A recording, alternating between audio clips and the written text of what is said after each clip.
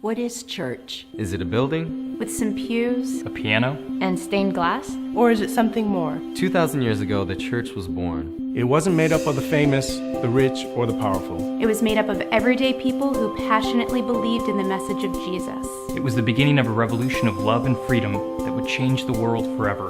In 369 AD, the church built the first hospital As a place to care for those who cannot care for themselves. Today, the church is the largest single provider of healthcare in history. The church was the first to stand up for the rights of children, creating the first and largest orphanage system in the world. 100 out of the first 110 universities in America were founded as Christian institutions. Places like Harvard, Dartmouth, Yale, And Princeton. much of the world's greatest art architecture, Literature. and music has been shaped by the church. But the impact of the church isn't just ancient history. Today, the church is stronger than ever. And continues to impact every corner of the world. over 300,000 churches in America, And almost 5 million churches around the world stand ready to be instruments of change, to do what governments could never do. Every day, the church brings food and fresh water to millions of people across the world. It has a renewed passion to help widows and orphans. And fights to free slaves in every part of the world. It stands ready as a first responder on the scene to provide relief for victims of disaster. The ripple of Jesus' impact can be clearly seen and felt in the church today. And it's made up of people like me and you.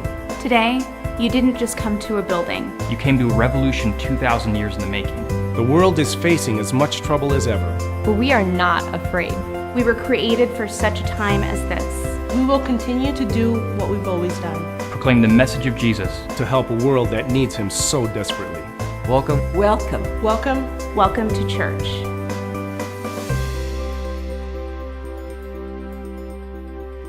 I want to actually ask you to imagine this morning. You don't have to close your eyes, but I want to ask you this morning, if you can, to imagine the most beautiful church you've ever seen.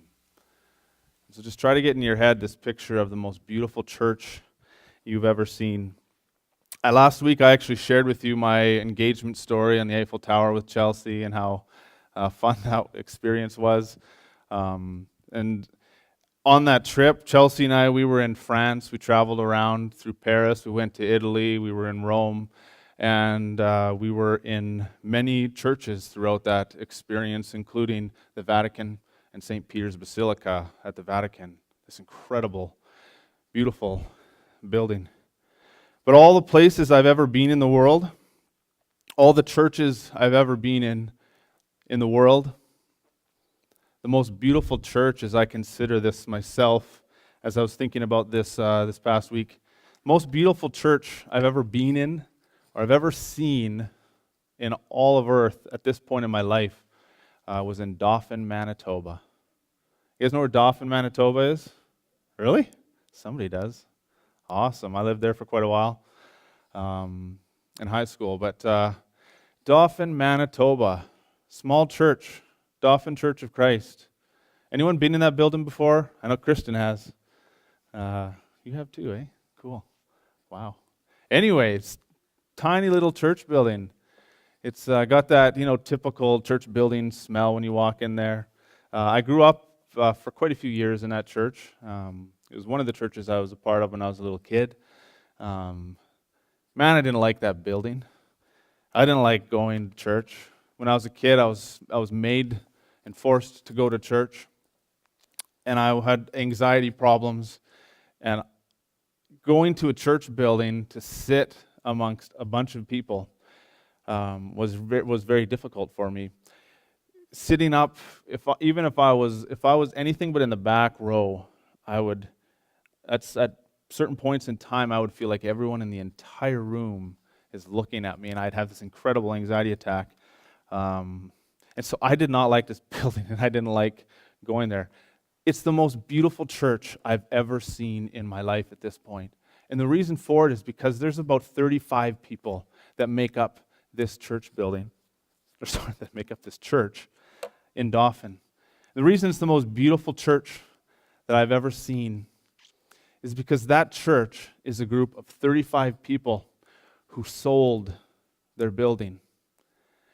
And instead, they bought what was once an old school campus for way more money than they felt they could afford, but had faith and trust. And they knew the city or the town of Dauphin was in need of a facility to take care of people who had low income. There were multiple people who were just out of homes. There's no low income housing. There's no food bank. There was no clothing exchange. There was no soup kitchen. There was nothing within this town at that point. And they saw this desperate need to care for the city of Dauphin.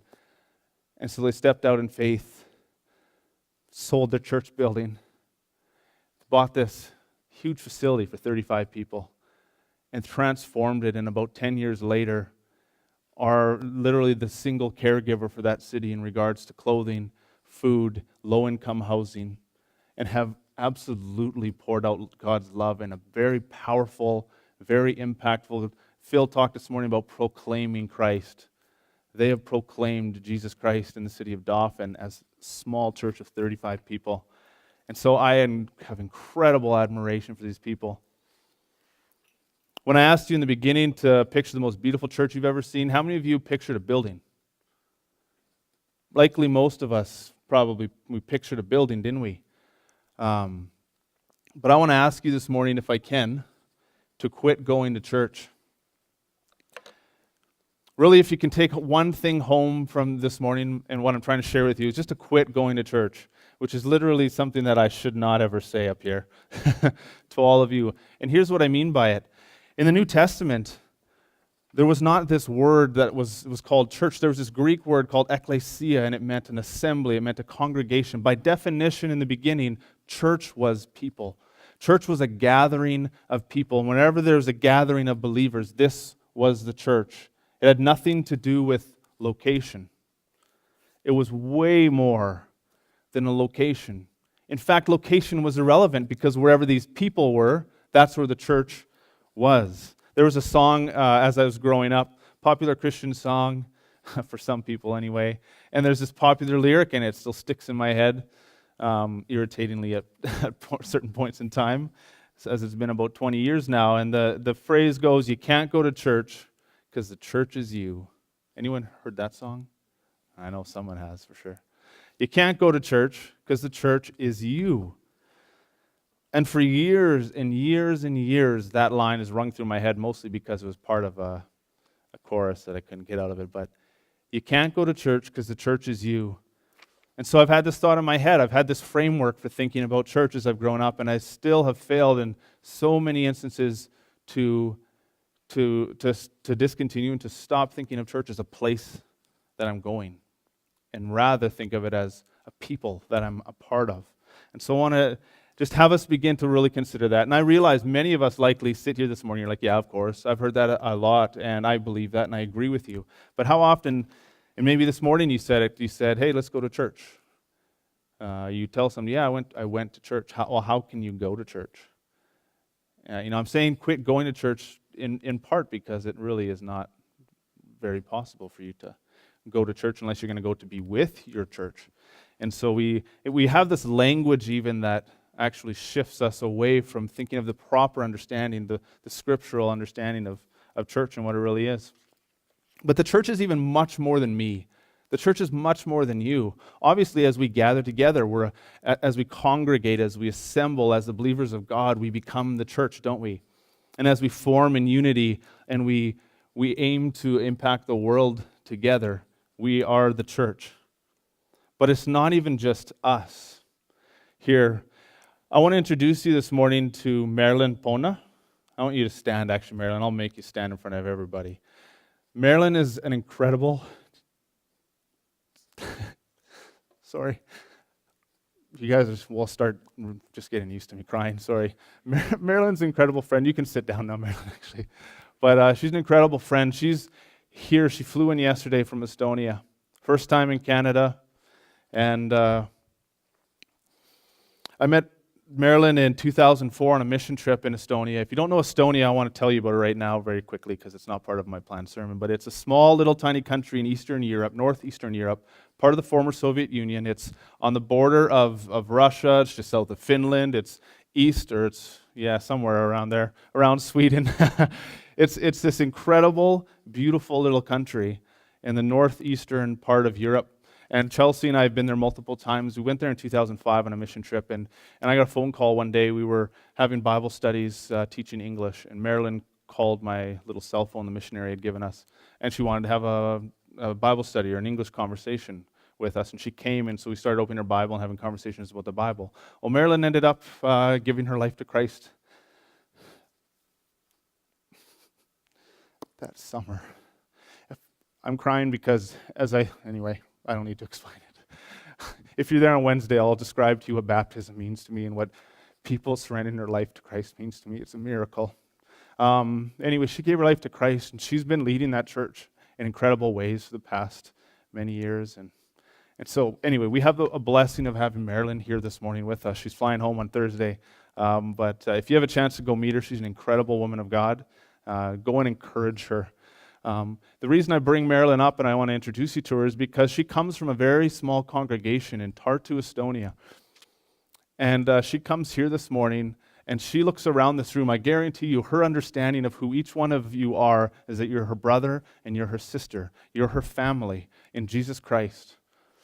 And there's this incredible sense as you start traveling around the world, as you start meeting believers from different parts of the world and different churches, and lots of us come from different countries, and you've been part of the church in different parts of the world. But the church is more than you. The church is more than us. Church is an incredible and powerful instrument of God, as we just saw and we just witnessed. And how often it's so easy in our culture to feel like a minority. It's so easy in a small congregation in Tartu, Estonia to feel like you're all alone, like you're a minority, like you're struggling. But if we just look out at the impact, the powerful impact that Jesus Christ has had on this world through his church over generations and generations and generations, I would just shudder to think what the world would be like without church. And so this is week 2 of a series on discipleship. And I've just in recent weeks have shared with you our mission as a church of wanting to be people who are living and leading toward God. We want to obviously, as the church of Jesus Christ, as those who have given our lives to him, we want to be disciples of Jesus. But we also want to fulfill this great commission Christ gave us in Matthew 28 to actually make disciples and to become part of what God is doing in this world, of redeeming people back in a relationship with him. And so we want to be people who are living our lives as disciples and making disciples. And our vision of how we're going to actually accomplish doing that by focusing on relationships, and not just by simply focusing on relationships, by being incredibly as intentional as possible to live each day of our lives with this purpose of establishing relationships, of growing new relationships, and ensuring that as we, even prior to doing that, the way in which we're fueled into doing that or propelled into doing that is this incredible and intense love God has for this world. And as we experience this incredible and powerful, and this, as many of us have experienced, this life-transforming love, this absolutely undeserved love. The farthest thing from what I've ever deserved is the love of God, and he's reached down in my darkest times, and he said, I deeply and intensely love you, and I desire you, Peter, to be part of my church, and I have plans for you, and I want you to be an instrument for me. And as I've surrendered my life more and more, this love has taken over in my life, and it's transformed me, and this is just one of so many stories sitting in chairs this morning. What an incredible place to be able to come and be in the church, in the presence of God. God's transformed people. And so this is our vision of how we want to be disciples who are making disciples. Last week I just simply had a conversation and wanted to get your heart stirring with this thought of discipleship. And what is discipleship? We talked about what being a disciple really is in a very general sense. And largely we talked about how being a disciple is more than a moment. It's more than a moment in time. It's more than just a choice that you made at one point in time. It's more than a day. It's more than simply the event in which you were baptized. Being a disciple of Jesus Christ is a movement of your life. It's a change of your identity. As you read the story of Jesus calling these followers to him, and actually this, we actually get to read in Scripture the story of Jesus taking these men and discipling them. He hasn't just called us to make disciples and then said, you're on your own, do this whatever way you please, and good luck with it. He's given us incredible example and story of how we can do this and how we can become part of people's lives. But as he did this, and as we read the story, what we read of are these fishermen, these tax collectors, all these people from these different ways of life. They had their living, they had their families, and their identity was changed. They became a different person. As a disciple of Jesus Christ, this is what we've committed to, and this is what we're living out. It's just changing of our identity to become Christ. More of him and less of us is the life of a disciple. I want to define for you this morning, just at our church, how we define discipleship, a disciple. A disciple at Northern Hills Church, just so we can have this be clear and we can be unified on our thinking around this. And as we ask ourselves the question moving forward here, my disciple of Jesus Christ, what am I aiming toward? What am I trying to actually fill my life with? Let's consider this. A disciple at Northern Hills Church is defined as one who is continually shaping their own life and others' lives around the teaching and example displayed in Jesus. A disciple is always moving and multiplying their life. Disciples are always connecting, growing, serving, and multiplying. And the key here is that disciples at Northern Hills Church are always connecting, growing, serving, and multiplying. From this point forward, you'll hear a lot of this. You may have already seen a lot of these words: connect, grow, serve, multiply. As leaders in the church for thousands of years have considered being disciples and making disciples, often where they've been led toward is creating a process of discipleship. In order to assist us, in order to help guide us and to feed into as we consider this and as we strive to live this out as followers of Jesus. Jesus, my life is yours. I want to follow you. What does that look like? How do we do that? We want to equip followers of Jesus to know what that looks like and how to do it. And so we've created these processes, these discipleship processes. And you can ask yourself the question, am I doing this? How do I do it? And so there's all these steps, and there's so many different discipleship processes now. As you look around, and I know some of you probably have seen lots of these before. If you start reading any book on discipleship or on church leadership, you'll begin, this is an emphasis, it's an important thing. And so just to get you thinking in terms of a process, a discipleship process. Obviously, if you're where you are and you want to get to somewhere, there's a process for getting there. And so what we want to be able to do is provide you with steps and provide you answers to those questions of, am I being a disciple? And even the struggle that many of us have as a disciple of Christ, how do I make a disciple? How do I possibly take this friend at work who hates God, completely hates church and will never come to church? How do I take that friend and begin to soften his heart and to engage in his life and to help lead him towards Christ? Maybe there's somebody in your life who's actually hungry and they ask you the question, so what is Christianity all about? That's a big question. And so we want you to be equipped to be able to answer those questions. And this discipleship process is part of that. It's to be able to give you the steps. It's to answer that question, how do I actually do that? This is the path. And so I just was going to briefly share with you in my past church, which is actually the Calgary Church of Christ, which is where this baptism is likely going to be on Wednesday. But there's a discipleship process there that we developed over many years, and that is being utilized there right now. And that involves the stages of being a seeker, somebody who's looking for Christ, being an infant, a baby in Christ, being a child, being an adult, and then being a parent. And so you move through this process of being somebody who just is seeking Christ or is interested but not really committed to Christ. And as you commit your life to Christ, you become an infant and you're a baby. And well, what does an infant need typically in real life? They need milk, they need to be nurtured, they need to be cared for. And this is that stage as we begin our faith. People need to be cared for and nurtured in that way and guided along. And then they move along, and obviously as it ends, it turns into not just being an adult.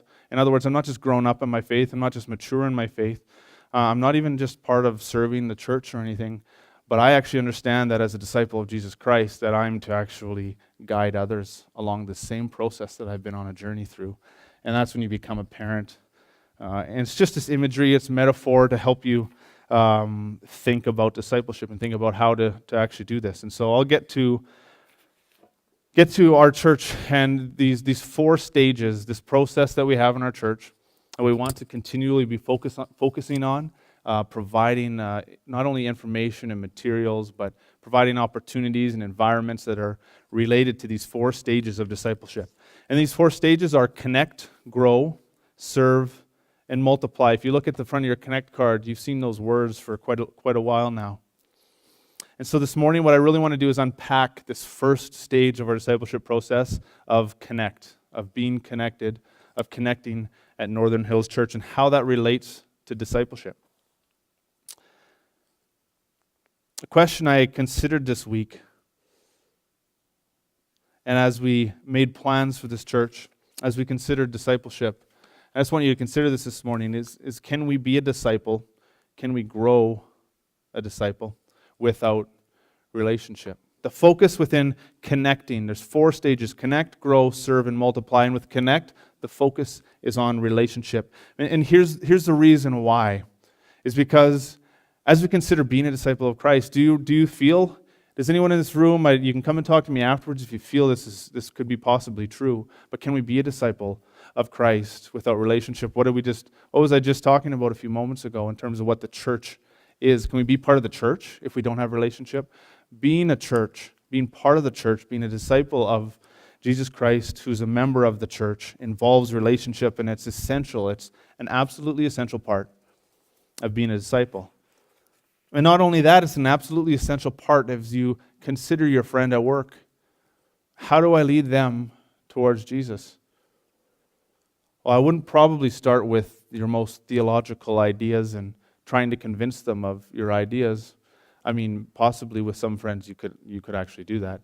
In fact, I quite enjoy, I have a friend that I very often will very gladly have open, I guess you could call it debate. Loving debate and conversation on theology, and really enjoy these conversations, but typically trying to tell somebody how to do something or what to believe isn't probably going to move their heart in any way, and it's probably not what most people need to hear. But I think most people need relationship. And if it's an essential part of being a disciple, then that's a very simple thing to focus on, is how can I actually have a relationship with this person? Forget trying to convince them what I believe. Do I have a relationship with this person? And not only that, but does this person have a relationship with others in my church family? I want to actually open our Bibles this morning to John 17, verses 20 to 23. And I'll share this with you here up on the screen if it's too dark for you to read. But John 17, verses 20 to 23. And this is an incredible passage. Before I read it, I just want to say a couple words about it, because John 17 is this. If you've never read John 17, I actually encourage you at some point, either this evening or this week, to open up your Bibles and just spend some time reflecting upon John 17. John 17 is this incredible glimpse into the heart, the deep desires of Jesus' heart, as we're given an example of this prayer. Jesus has been on earth, and he's been teaching, and he's been fulfilling his purposes and his plans, and he's nearing the time where it's coming to an end. He's nearing the time where he's not only going to suffer and die, he's going to be hung on the cross. But this incredible redemption story that he's known about as the creator of all, he's God as a person. He knows about this, and he's been there, and he was there when it was all made. And through this incredible story throughout the Old Testament of the Israelites and of God redeeming the world back to himself through the Israelites, just think about the time and the process that took place through all of that, and all the powerful and incredible things leading up and culminating in this incredible climactic event as Jesus is crucified and bears the burden of all of our sin. And Jesus is approaching this culmination, this climax, and his disciples have this glimpse into his deepest desires in his hearts as he shares this prayer, and we get to read the actual prayer of Jesus. And so as we have this proper framework and understanding and respect for these words, these powerful words, just incredible to be able to read them. Let's just very quietly and slowly read the deepest desires of Jesus in verse 20. My prayer is not for them alone. He's been praying for his disciples. I pray also for those who will believe in me through their message, that all of them may be one, Father, just as you are in me and I am in you. May they also be in us, so that the world may believe that you have sent me. I have given them the glory that you gave me, that they may be one as we are one. I and them, and you and me, so that they may be brought to complete unity. Then the world will know that you sent me and have loved them, even as you have loved me. And as we get this glimpse into the desire of Jesus, his thoughts, what's his concerns, what are his deepest concerns that he's pouring over in prayer before this climactic experience in his crucifixion, it's you and it's me. He's thinking about all those who will come to know him through these disciples, these few that were gathered. And he prays for us. And what is his desire for us? It's that we would be one, that we would be unified. Just as he is in the Father and the Father in him are in him, just as God exists in this very hard to wrap our minds around state of three persons but one being. He wants us as the church to be one, to be unified, and to be united. That's his desire. Being connected is absolutely essential and the deepest desire of Jesus' heart for us. Relationship is absolutely an essential ingredient in being church. And church is more than just a gathering of friends. It's very easy to start or to consider and to think about church being a gathering of friends. And honestly, I kind of prefer that. I'd prefer to have all of you have the same interests as me. You know, church would be a lot easier, you guys, if you would just, why don't you like hockey more? Like, can you not be interested in what's actually worth being interested in? You know, if all I could ever do with any of you was just be talking, you know, making up fake hunting stories and pretending that we've, killed all these animals and yeah, maybe not, that's not a good way of putting it, sorry. You know, caught these ginormous 50-pound fish. If that's all I could do with any of you, man, church would be so much easier. But man, like what? I mean, come on, we're in Canada. Can't we run into more people that are into fishing? But here's the thing. Here's why none of that matters. Church is not a gathering of friends. It's not intended to simply be a gathering of friends. And this is what I mean by it. I talked earlier about the beauty, this beauty in the church, the most beautiful church I've ever seen, Dauphin Church of Christ. And if I can divulge somewhat in the same way that every church that exists has difficulty in regard to unity. It's not something that is simply just put into our lap and we all get along and it's no problem at all. It's something that has to be worked on and it has to be something where as we have disagreements, as we have conflict within the church, and as we think about something as the Dauphin Church of Christ considers, should we sell our building? Really? Should we actually get this mortgage and buy this building and nothing exists right now and we're 35 people? Should we really do this?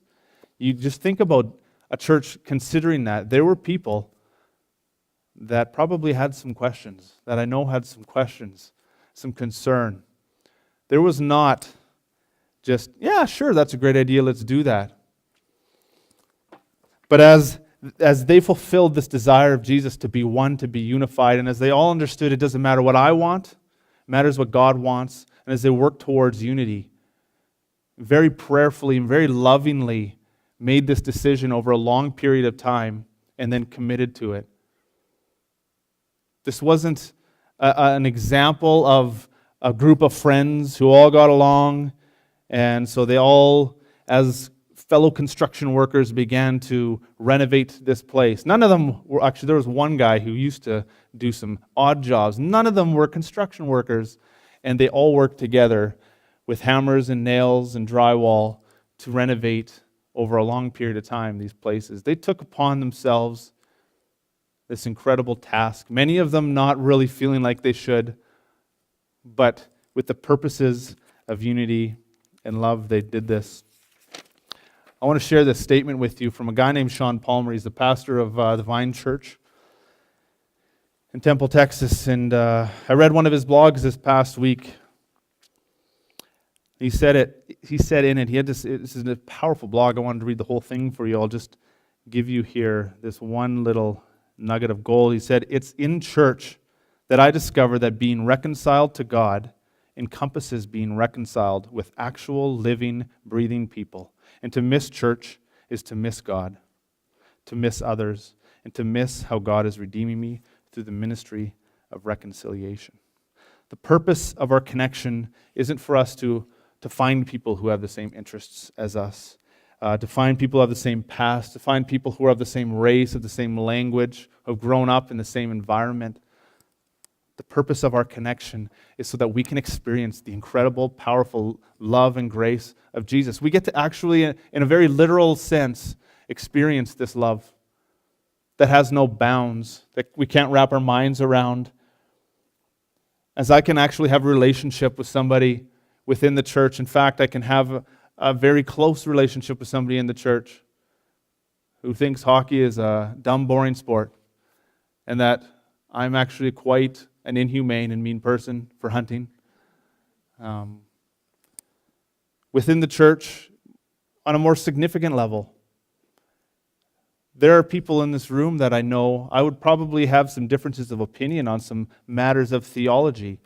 Definitely some differences of opinion on maybe how we should do church, on how we should set things up, on what kind of ministries we should be a part of. Being the church isn't about being with a group of friends who all run hand in hand gleefully, all getting along and all liking the same things. Being a church is intended to be this place where we all come from all these different places. And the beauty within the church, in my mind, is found in this conflict, is found in this disagreement, in the fact that we all think differently and all come from different places, sometimes different countries, we speak different languages, and we all come together here from Estonia all the way to Calgary, and we can sit in the same room and say, we are the church of God. How can we be unified? How can we change this world? What a powerful thing to be part of the church. What a powerful thing to be a disciple of Jesus Christ. And so just back to this connection. Why is connect one of the four stages? Why is connecting so important? Because we can't be a disciple of Jesus Christ without being in a relationship. And we can't lead somebody towards Christ without either starting a relationship with them and having one, or else getting them into a relationship with someone here in our church. And so this is what connect looks like. And it looks like, in a more literal sense, in a practical sense within our church, you may have noticed the word connect in quite a few places. And that's very intentional. We've all just had a connection break. Here this morning, you have connection cards. We have connect tables here this morning. And you kind of get the sense that connecting is important at our church. And the reason for that is because this is one element of our church. It's very, very simply one element gathering on Sunday mornings. And I won't beat that horse anymore. You've heard it lots before already, that being church isn't about being here on Sunday. But it is difficult for us to have relationship, to start relationship. And this is the first contact it's been for almost all of us, hasn't it been? And so we wanted to make sure that on Sunday mornings we have these opportunities to connect. And we may grow and expand that so that we can, if we ever feel like it's not being able to happen, if we're not able to connect and have a relationship on Sunday morning, then what are we doing? Because it's an incredibly essential part of living our life as followers and disciples of Jesus Christ. And so we have all these elements that are worked into Sunday morning, and you've heard about connection groups. Well, what is the purpose of connection groups? Why do we have connection groups? Why do we call them connection groups? It's because this is a place in which we actually begin this incredible journey of establishing a deep and meaningful relationship where we can actually live our life with each other, where we can grow one another's faith, and where we can be the church in a very real sense. And so these connection groups, I haven't spoken that much about them yet. If you haven't experienced small groups in a church, they're very similar just to a small group. So there's smaller groups of people that meet in homes every single week. But more than just meeting in homes every single week, what we're doing is we're getting to know each other so that we can actually live our life for one another. So it's more than our Wednesday night meeting at my house. It's It's going over and having dinner with that person or having coffee with James on Friday. It's expanding our relationship with one another so that soon the people that are in our church, that are in our connection group, we're actually living life with one another and we're connected to the church. The key is being connected. And then there's also connection events, which I've also spoken of. And there's a very intentional purpose behind these as well. It's to in order to actually give us opportunities, not just opportunities to connect as a church family with one another.